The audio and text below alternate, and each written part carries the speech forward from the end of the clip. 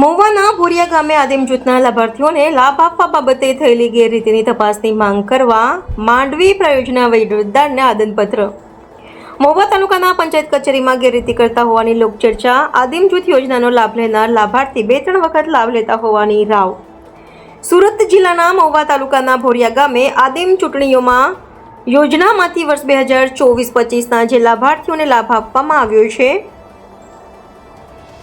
જેમાં એવા ઘણા લાભાર્થીઓ અને યોજનાનો લાભ મેળવી ચૂક્યા છે, જે આદિમ જૂથમાં ગેરરીતિ થઈ હોવાના આક્ષેપો સામે મોટી સંખ્યામાં ભોરિયા ગામના આગેવાનો દ્વારા માંડવી પ્રાયોજના વહીવટદારને તપાસની માંગ કરવા આવેદનપત્ર આપ્યું હતું.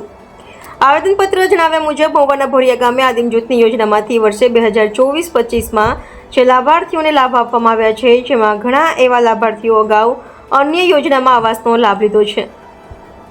તારીખ 17/12/2024ના રોજ મહુવા તાલુકા વિકાસ અધિકારીને જરૂરિયાતમંદ લાભાર્થીઓનું લિસ્ટ આપવામાં આવ્યું હતું, પરંતુ તારીખ 7 જાન્યુઆરી 2025ના રોજ તાલુકા વિકાસ અધિકારી મહુવા દ્વારા ગ્રામ પંચાયતમાં મોકલાવેલ લિસ્ટનો નજરઅંદાજ કરી અલગથી 36 જેટલા લાભાર્થીઓનું લિસ્ટ સર્વે કરવામાં આવ્યું હતું, જે તાલુકા વિકાસ અધિકારી પોતાની હોદ્દાનો દુરુપયોગ કરી લાભ લેનાર લાભાર્થીઓનું લિસ્ટ તૈયાર કરાવ્યું હોવાના આક્ષેપો કર્યા હતા.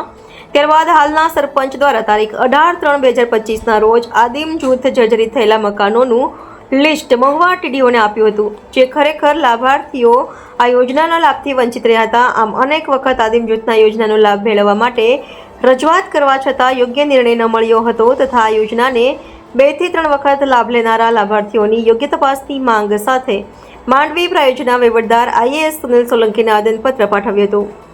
આવેદનપત્ર આપતી વેળાએ પ્રદેશ કોંગ્રેસના મહામંત્રી દર્શન નાયક, માજી જિલ્લા પંચાયત સભ્ય પ્રકાશભાઈ વિપુલ પટેલ, કમલેશ ચૌધરી, સતીશ પાંડે, ઈશ્વરભાઈ ચૌધરી તથા ભોરિયા ગામના યુવા સરપંચ અજય કોળધા, ડેપ્યુટી સરપંચ અનામિકાબેન હળપતિ, અહમદ અલી ધોરાત, શબ્બીર વગેરે ગામના આગેવાન સહિત આદિવાસી સમાજના લોકો હાજર રહ્યા હતા.